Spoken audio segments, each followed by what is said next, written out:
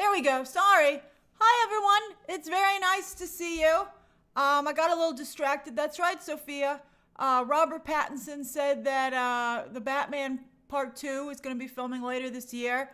That's the only thing we've heard about it. Apparently, there still isn't even a script. So if it's shooting this year, it might be like at the very, very end of the year. I don't know about you. I'm glad I managed to find 3 stories for us to discuss today. It was brutal. I have to say, the negativity that I think is out there right now is just overwhelming. And I mean, it's like, is it going to be this way for just a little bit? Or are we looking at like 4 years of this kind of a situation? Like people were ready with a post-mortem on Captain America. Like if we need to do a post-mortem on Captain America, we'll do it. But you got to actually see if it dies first.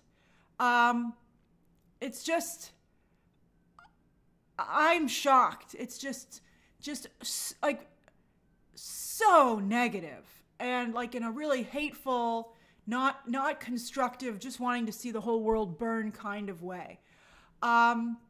It's really tough. Okay, but again, so I'm trying to remain a space for positivity. Some people I think have said they just want to see the entertainment industry burn to the ground. But then what the hell else are you going to do? I think it's a big and positive part of people's lives. It is with me. I feel very strongly about that. But it's just really tough. Okay, so we're going to go through today's 3 stories, and I will say that all 3 of these things are nostalgia plays, and maybe that's a part of Hollywood's problem as well. They aren't doing anything new. Every single thing here is a regurgitation, which I think is very interesting. Hey, Dancing Dog 60. All right. Let's see here. That's right, Adam DiSabato. I would think movie theaters would be very nervous. I think it's like I was looking at box office numbers so far this year, and I watched the new short, The Big Short, that 2015 movie from Adam McKay about the housing market, and I got my numbers on. Thank you, Dancing Dog 60. Hey, Ralph. I got my numbers on, and I was looking at box office returns from year to year, and I was just like, what's happening? It's just like, wow. Okay, like, it's just like so bad. It's like apocalyptic. Okay. Come on, Hollywood, turn this ship around. Okay. Let's see here. Yeah, that's right, Sophia. AI, I'm really nervous about AI. It's really tough. It's really hard. And I know that some of you are like, oh, play video games and stuff like that. But video games are a different sort of interaction. They take up more time. I think some people only want 2 to 3 hours of their day to be dedicated to entertainment purposes. And then they got other stuff to do. Okay. Dancing Dog 60, I like your positivity. That's right, Mike. James Cameron will save us all. I hope so. That's right, Sophia. The whole family. I think the video games are. Well, I don't know. I don't know. I don't play video games. I know a lot of people like video games, but it's tough. All right. So if you have any questions that don't pertain to these 3 stories, please wait to ask me them until the end during the Q&A. But as for right now, we're going to stick to these 3 stories, and of course, at the end of each section, you can ask me questions about said story. I love you too, movie nerd. You guys make me happy. Okay. That's right. Let's boop it up, Marduk. Boopity boop boop, baby. Boop. Okay, so here we go. The HBO casting. They are working real hard over there. They're trying very hard to get this show on the road because they'd like to bring Harry Potter to Max. I recently rewatched all the Harry Potter movies, and I have mixed feelings on the whole thing. But I do think, just as I'd hoped, it makes me, I think, in a better position to comment on this. So HBO, but they will not confirm or deny any casting. And, the trade swore about a couple of months ago that Mark Rylance was going to be Dumbledore. So clearly that fell through. And they're trying to get somebody else.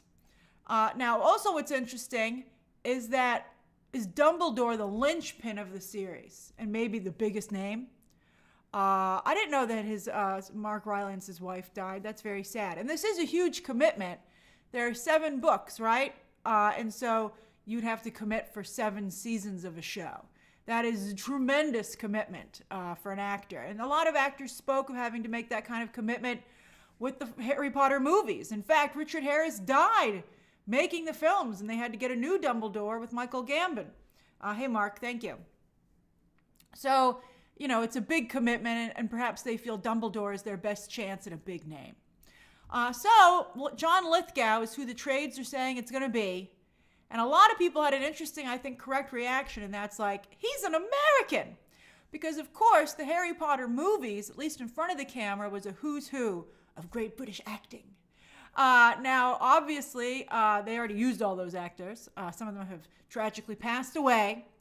But there's a lot of other great British actors, as we know, because they keep putting them in American movies. And John Lithgow is a fake British actor. You know, he's an American, but he has that affected British accent, like Dorit on Real Housewives. He just talks that way for fun. So it's like almost like an old world New Englander sort of accent that he has. Oh, thank you, Julio. Thank you. I really appreciate that. So the fact that J.K. Rowling maybe would agree to an American in the role, I'm not sure how she would feel about that. I'm not sure how British fans, how do you guys feel about it? I think John Lithgow is like pretty respected, and I think I saw some people pointing out that he has a good relationship with the British entertainment industry. I mean, although who doesn't? That's right, Dancing Dog 60. David Hyde Pierce has the same affectation. That's David Hyde Pierce. Oh, I wish he still worked. David Hyde Pierce would be a wonderful Dumbledore. Now I want him to do it. He would be the best. Mikey Bray says, I was a huge Harry Potter fan, and I usually try to distinguish between the artist and the art when there's controversy. However, yes, we'll see. You know, I mean, the Harry Potter video game still did extremely well, but, you know, we'll see. I don't know how much J.K. Rowling's even going to be involved in this. That's right, I'm talking about Niles from Frasier. He would be an amazing Dumbledore. So how do I feel about John Lithgow? Is John Lithgow a good match with the material? Well, I have mixed feelings. J.K. Rowling is involved in everything that is Harry Potter.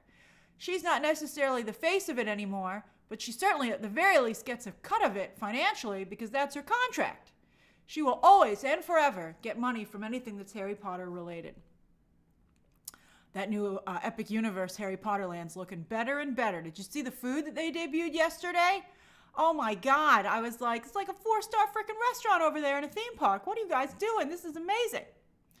All right, so John Lithgow. Well, I would agree with Harris Hernandez is that John Lithgow doesn't seem particularly cinematic. He does seem like a television version of Dumbledore. And, you know, obviously when you're doing these streaming series, you want it to still seem like a movie, but just a really long movie. Also, I think that John Lithgow is a little bit broad in his performance. He's a little bit camp, and I think that he is very comedic, which is fine. It served him very well. But, I mean, he's certainly capable of more serious performances. But there's always like a wall. I think it's hard to connect to John Lithgow because he always seems to be doing a performance. And that concerns me with a character like Dumbledore, particularly after having just rewatched the movies.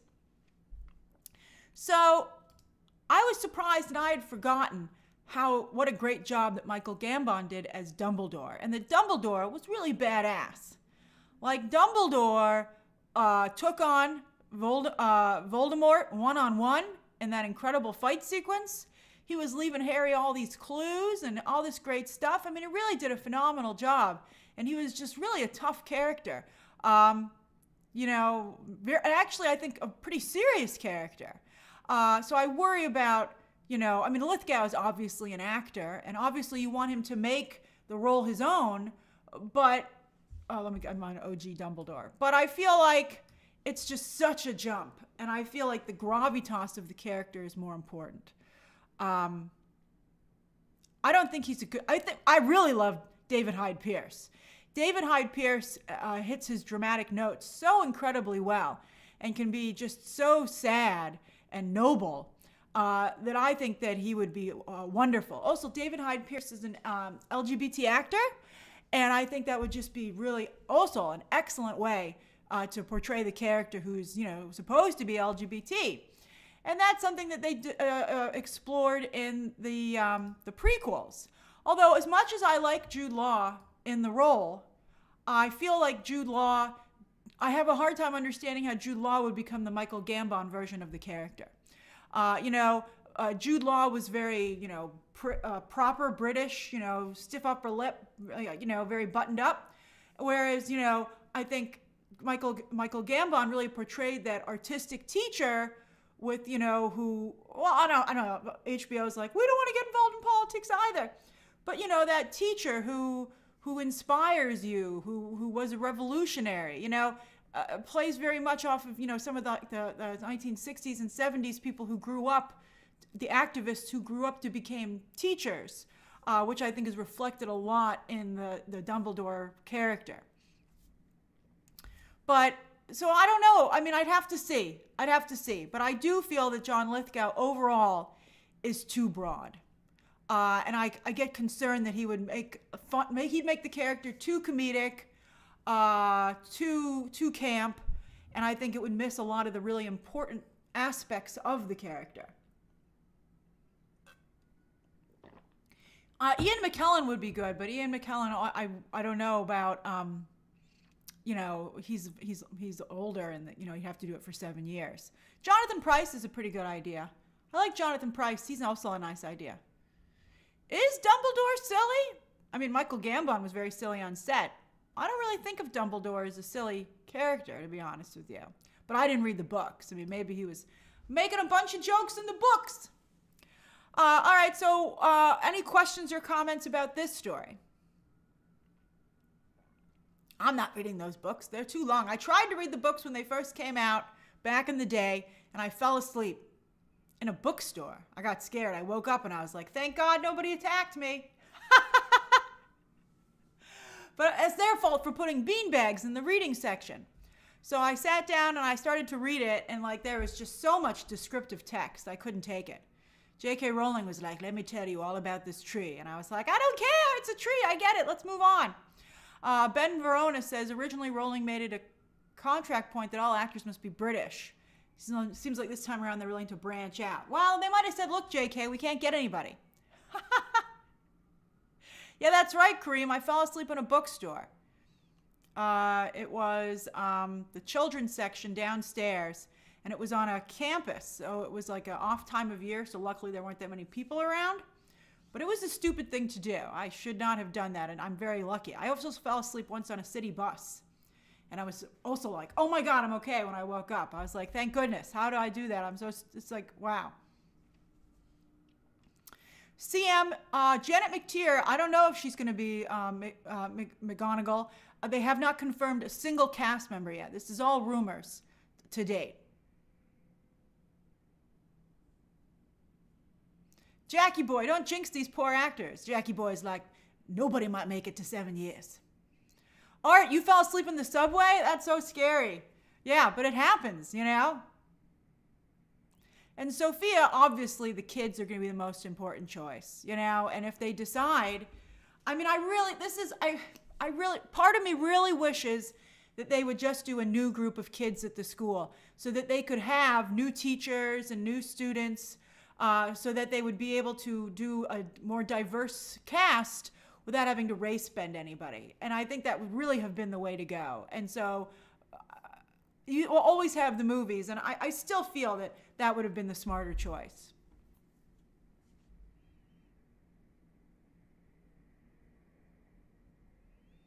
Let's see here. The Night Owl Hour says, I fell asleep during the Sterling K. Brown Predator movie. Staff had to wake you up? Like the movie ended and the lights came on? Oh no!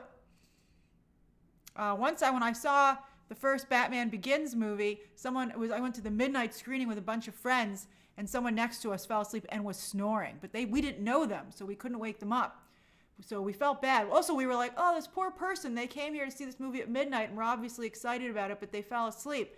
But we didn't know them, so we were afraid to nudge them and wake them up. What did the person, I don't know if they were there with anybody or not. Obed, I hope to be able to see the new theme park. It looks pretty amazing. It's going to be awfully expensive to attend because those lines are going to be nuts. Nobody has worse lines than Universal. Oh, Movie Nerd, I saw it. I thank you for the recommendation.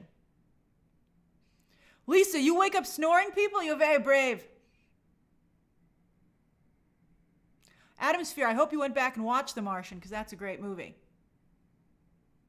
Oh, look, Lane is a John Lithgow fan and says, he's got amazing range, thank you. Oh, The Crown. That's right, he was in The Crown playing Winston Churchill. That's true. That was such a long time ago. But he did do a nice job. CM says that Jeffrey Wright is Jim Gordon. I'm going to say is, because I think maybe they'll come back. Well, Jeffrey Wright's definitely coming back. Halle Berry was Ariel. My opinion is that they should embody the character's spirit. I agree with that. I 100% agree. And I think both those castings were excellent, by the way. I thought they both really personified their characters. Lisa, I didn't know you were nearly 6 feet tall. Good for you. Look at you. That's awesome. I'm not that tall. Actually, when people meet me in real life who see this show, they're like, you're surprisingly tiny. And I'm like, let's see here. Brett Crandall says, I'd like authentic flourish in the casting, LGBT casting. And as a teacher, an openly gay actor, that evokes that flair that revolutionary teachers wear proudly. Oh, Brett, are you a teacher? I think you might have mentioned that before. I think it's important. Oh, look, Anna is also 6 feet tall around there. Tall ladies unite. I love it. I'm 5'6". I'm not that tiny. I'm 5'6". I'm regular height, I feel. Oh, Lucas, you work at Epic Universe? Oh, I'm very jealous. Oh, so lucky for you. I can't wait to see it, hopefully. Oh, you guys are so cute. J. Jonah Jameson, are you a tall girl or are you just playing around? And Virgil is 6'6". Wow, look how tall everybody is. All right, we better move on to the next story because we've just started talking about our heights. Okay, all right. Ricardo, I'm still hoping to make that Harry Potter video. I'm still hoping to. I do appreciate everybody's heights. This is fun. It is fun. It is fun. Steven says, I like that Buffy is going on with a continuation. I agree. I like continuing the stories. I get a little nervous about the redos. Okay, story number 2. Hold on. All right, here we go. Story number 2. Boop. Oh, wait, I forgot rid of the other. All right. So they actually did it. They're actually doing another Rings of Power. I'm surprised. We talked about that. Does anybody here watch Rings of Power? Let's do a poll. Do you watch Rings of Power? Yes. I wait to binge. And then, no. Okay. Oh, and then one more. Considering starting. Okay. I infamously said that the lead female character was both a Karen and a Mary Sue. And then I said, peace out, I'm out of here, because this show sucks. I really disliked it. Although I'm not a huge Lord of the Rings fan, to be honest with you. Speaking of falling asleep, I almost always fall asleep during those Lord of the Rings movies. And when I walked out of one of the Hobbit screenings, I remember in the lobby, everybody was comparing when in the movie they fell asleep. I fell asleep during one of the Hobbit movies when the Hobbit was like in a cave. And when I woke up, he was still in that cave. I was like, oh, I didn't miss anything. I just got rid of this cave sequence. All right, so yeah, I've watched like just the 1 or 2 episodes that I got to review it, and I've never watched another Rings of Power. I tried when they brought back season 2, I think, and I was like, I can't take it. I don't understand anything that's happening here. I'm not a fan. All right, but there, and also, so the ratings, we were looking at the ratings, and they kept saying, maybe we're gonna make Rings of Power season 3, but they kept not actually saying they were. And you would see the ratings like kind of go down and down and down on Nielsen charts. And we were like, like not that many people are watching it. And they said that officially Prime Video, and by the way, this is HBO, and then these are both Prime Video shows, interestingly enough. So, Prime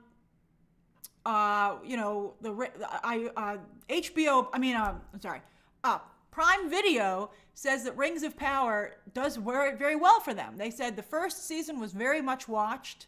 Then they said it had a good retention rate for people coming back for season 2. And they said it really helped with churn. Okay? Now, I heard from people I know in the industry that there was a very low completion rate on the first season, at least, of Rings of Power. And that people started it, but a lot of people didn't finish it. But, obviously, they're renewing it. So it has to have viewership numbers that they at least feel are somewhat acceptable. All right, but they feel they could do better. They feel they could do better. Let's close the poll and see how many of you are watching this. Okay. All right, so 61% of you don't watch the show. All right, 26% of you do. 6% of you might start, and then 5% of you wait to binge. That's pretty funny. All right, so they think they can do a little better. So they're like, man, we got to speed this story up. And how can we do it? Time jump. So they said that for season 3, after this fight between Galadriel and Sauron, apparently, I really hate the casting on Galadriel. I think she's super unlikable. Just on sight. I'm sorry, but I just find her very unlikable. So anyway, they're going to do a time jump, and they're like, we're going to go, and we're going to jump right into the War of the Elves and Sauron. You're like, I like elves, so, I don't think there are a lot of elves so far in the show, are there? Like, if there were a lot of elves, I'd be like, maybe I would watch this.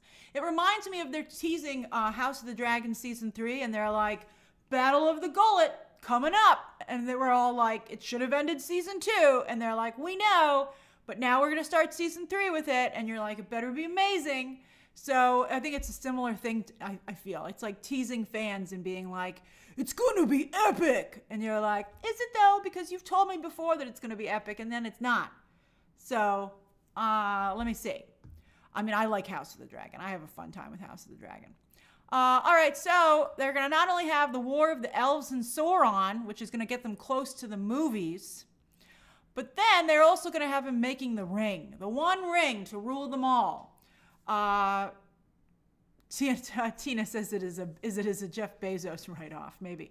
It's Sauron? It's not Sauron. You're just trying to make me look bad, Ben. I've refused to... Is it really Sauron? Sauron? Ron is really upset. That's how he got the name. It really is Sauron? No way. This just makes it seem sillier to me. I thought it was Sauron. Like, I guess I'm getting that from the X-Men comics. Sauron. It sounds awful. All right. So anyway, but all due respect to those of you who like it.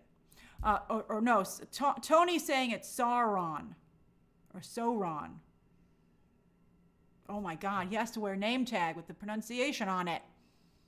I like Ricardo. Sauron. I feel like when Steve Martin played Inspector Clouseau trying to say hamburger, I feel like I'm trying to figure out how to say Sauron. Okay. All right. And then he's going to be making the one ring. The one ring to rule them all that, everybody wants in the movies. So I feel partially that it's holding on to the rights. That they're like, we want to hold on to the rights of Lord of the Rings so that we can keep making this stuff. Just like Warner Brothers did the War of the Rohirrim, which was just a truly awful animated movie. Truly horrible. Really, it was just like, why are you making me watch this? It's so bad. I think a couple of people liked it. You have to really be a big fan of Lord of the Rings, I think, to like that. But I think that's clearly, to me, it feels like what both these entities are doing in terms of the movie and the TV rights. That's right. Where's Hunt for Gollum? But that's a prequel, isn't it? Isn't that a prequel? I just don't know how much they can milk all this stuff. Although I am excited about all the Game of Thrones content. So, if you like the stuff, you like it. All right, does anybody have any questions or comments about this story? Oh, it's a sequel. Oh, I thought he died. It's been so long since I watched those movies. I guess I'll have to go watch them again and stay awake. I'll be like, all right, let's do this.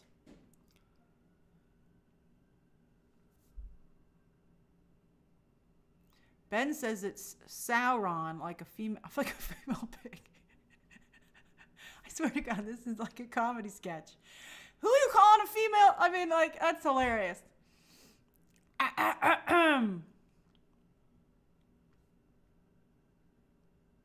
Adam Sphere says, for $1 billion show, you would think they could hire a better cast and showrunners. You would think.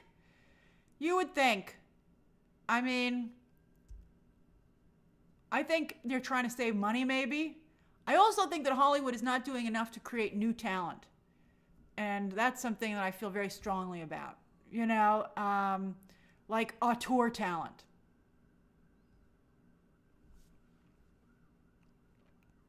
All right, I think we're ready. We're done on this story, too. Because most of us don't even watch this show. We're just surprised that it got renewed. Paul says, Hunt for Gollum takes place in between the first and second Lord of the Ring films. Ian McKellen and Viggo Mortensen are rumored to return.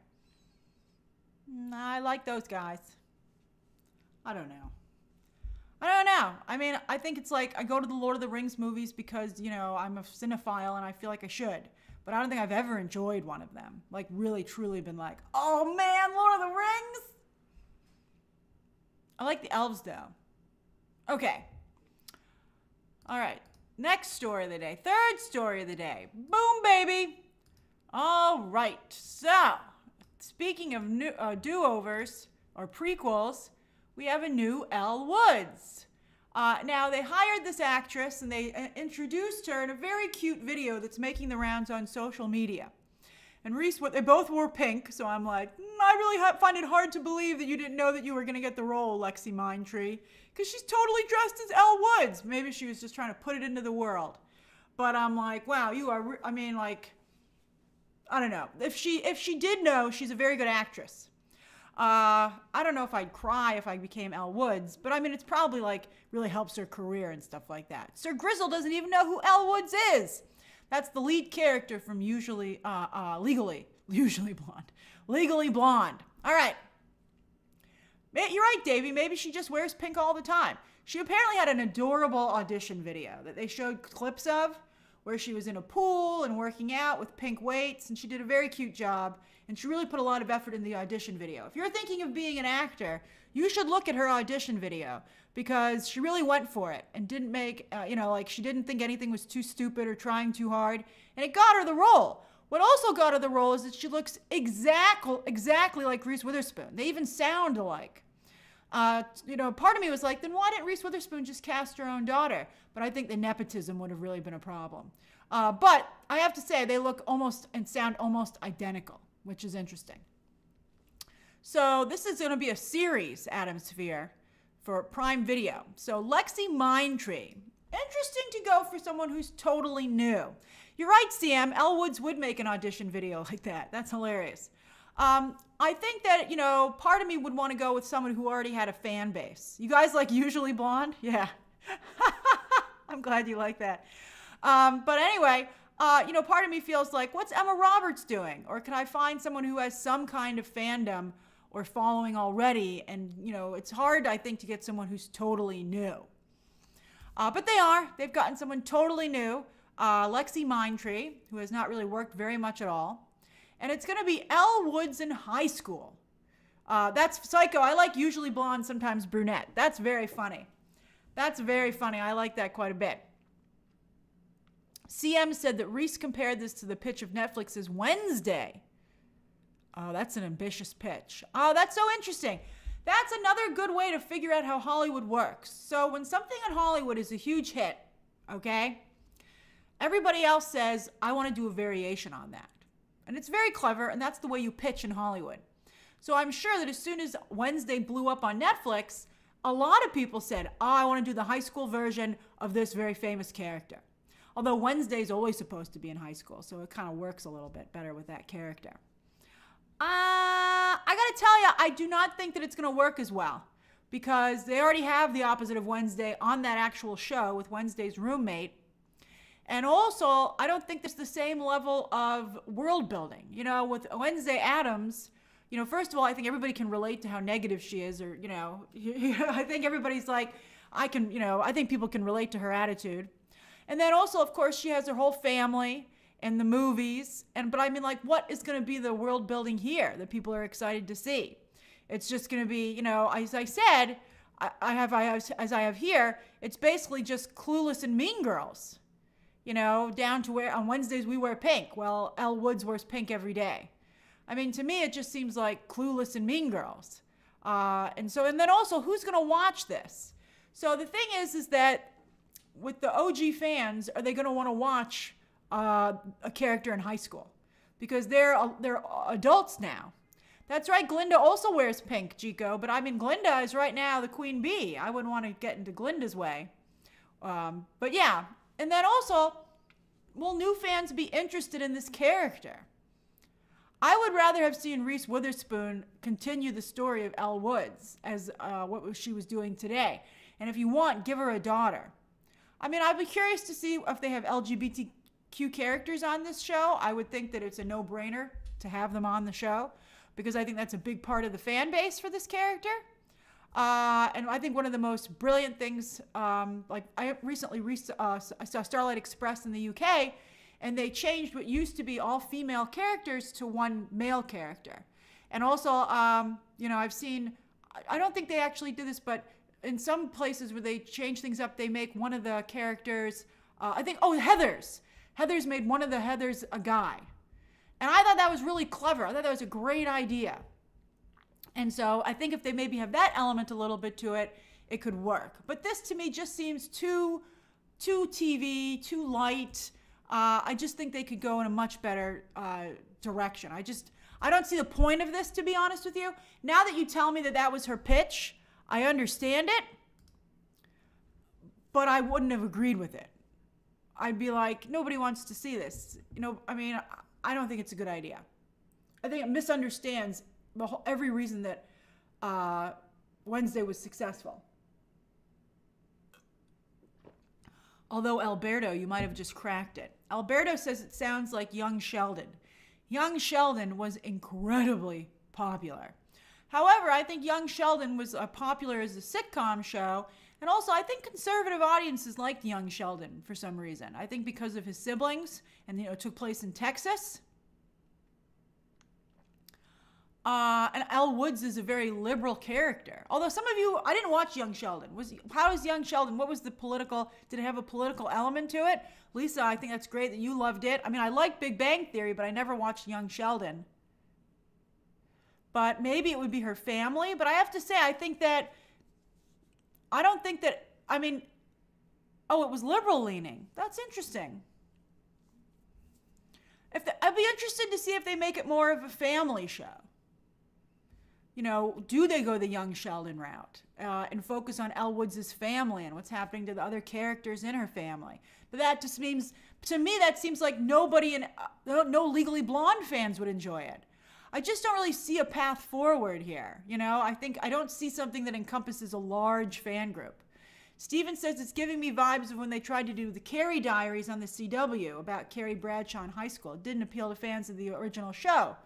I'd rather the pitch be Legal Barbie with a third film. Yeah, I think everybody would prefer a third film who's a fan of the original. And I think Carrie Diaries is a good comparison. I think that what makes the character popular doesn't really work in high school, in the high school setting. So we'll see. All right, so those are the 3 stories of the day. Oh, we're a little bit short today, but you know, there's not much going on. Let's see here. Let's do the Q&A, 10 minutes till 4:03. You can ask me anything you'd like until 4:03.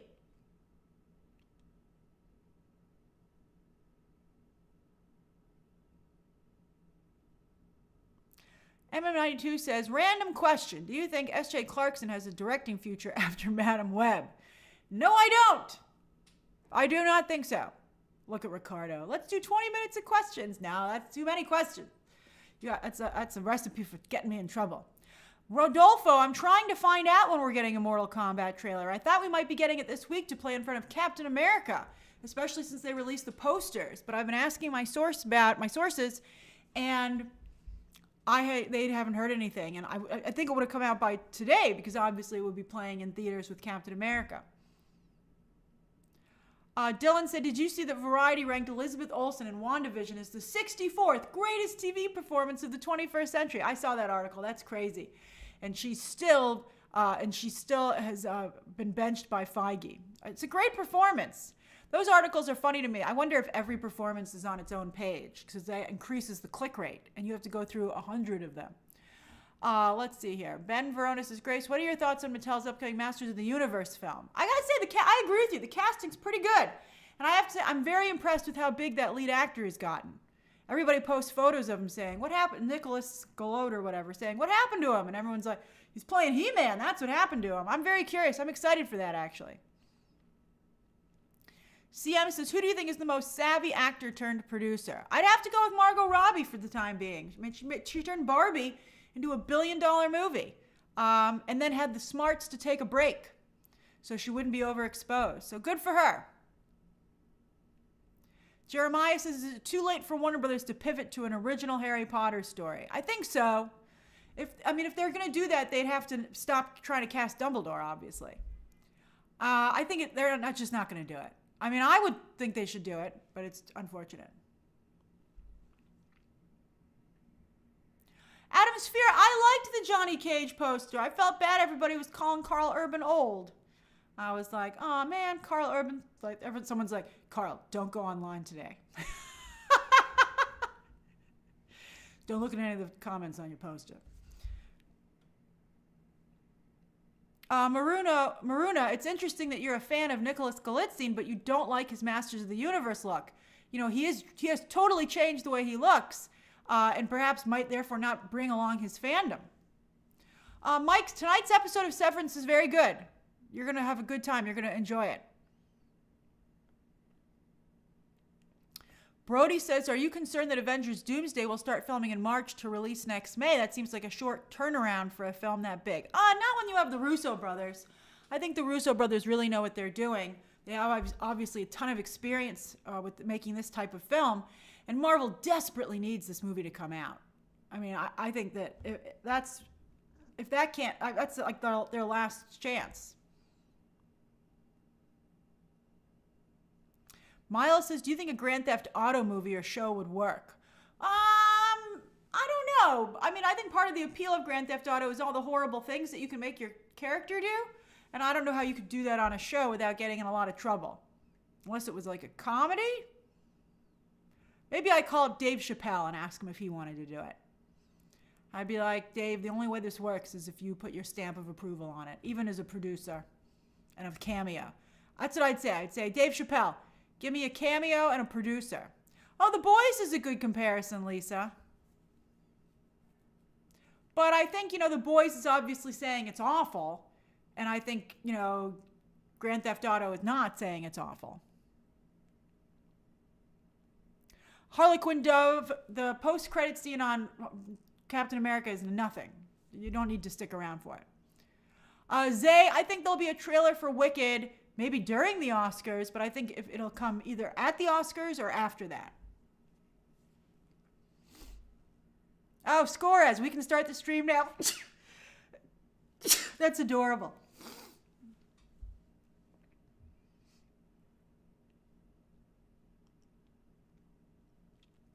Adam Sphere, that's a good question about that 24 reboot. Some of these things just don't materialize. What Marvel damage control? Dan, I don't think there is any Marvel damage control because there couldn't possibly be any more damage than that's being done.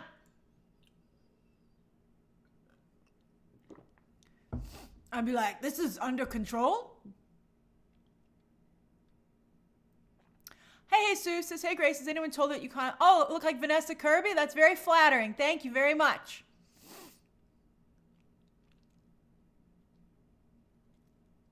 And thank you all for the Gesundheits. Yusuf says, how do you think Disney will handle the Snow White press tour after the protest at the Captain America premiere? Well, I certainly want to have a red carpet out on the street for Snow White. I don't know what they're going to do. I mean, they have to make the movie and release it. Let me ask you if you're planning on seeing Snow White. Are you seeing Snow White in theaters, on digital / streaming, then not interested, and then boycotting? All right. Anyone, by the way, can vote in a poll.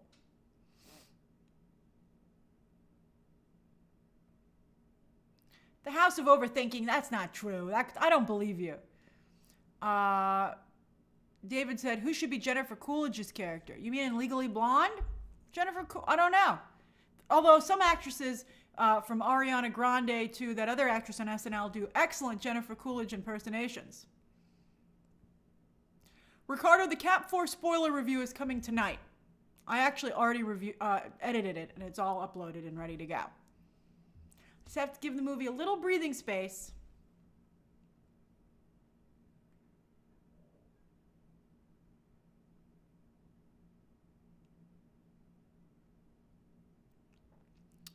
Let's see. Thanks, Tony. Love does win the day. That's very sweet of you. Thank you. I really try. I'm just not gonna succumb to the negativity. Dancing Doug 60 says, Grace, do you think Angourie Rice has a future in the MCU, or should she audition for James Gunn? What role would she audition for? You know, I think she should work on building her career as an actress.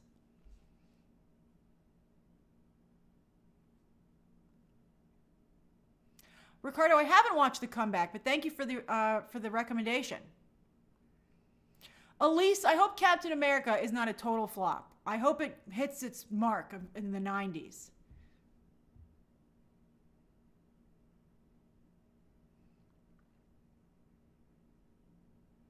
Oh no, Dory, I didn't hear Lashana Lynch is the lead in an upcoming video game. That makes me very happy. I love Lashana Lynch.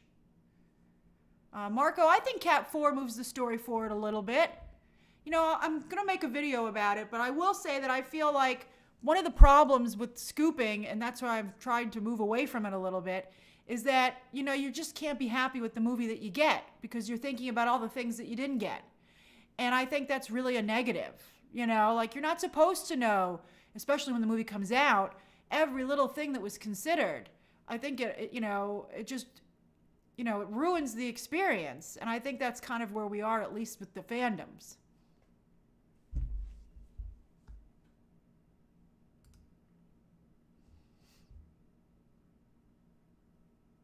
Oh, thanks, Tribble Disco.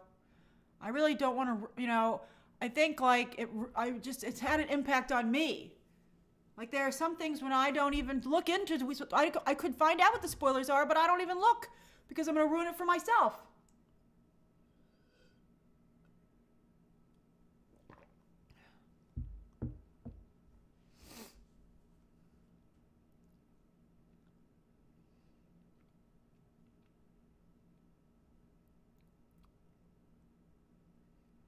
I'll be curious to see what everybody thinks of Captain America. I mean, I enjoyed it for what it was, and I had a good time in the theater. And to me, that fits the criteria. Yeah, Mike, it's definitely better than Quantumania and Love and Thunder. Editing Geek saw it and said it was fine.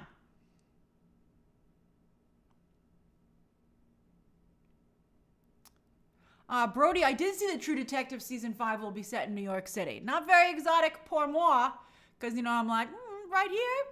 But I really liked the last True Detective, and people seem very interested in the story. So maybe the last season did well in the ratings, despite a lot of people hating on it. I liked it. I mean, it was not so great in the middle, but the beginning and the end were excellent. And so, you know, hopefully they really have something there. All right, that's my time. Thank you very much for joining me. Tomorrow is Valentine's Day. Mwah. And I will be doing a live stream tomorrow and videos. So, yep, that's right. I'm working on Valentine's Day because Cap 4 is coming out. So there will be a live stream. Oh, let me close the poll. Thanks, Zay. All right. So the poll is 49% of you are not interested. Wow. 20% of you are seeing it in theaters. 20% of you are seeing it on digital or streaming. And 10% are planning to boycott it. That's pretty bleak. All right, let's see. All right, Chico, I will wear a Valentine's Day shirt tomorrow. I'm looking forward to it. All right, everybody, see you soon. And my spoiler review for Cap 4 will go up tonight. All right, bye-bye.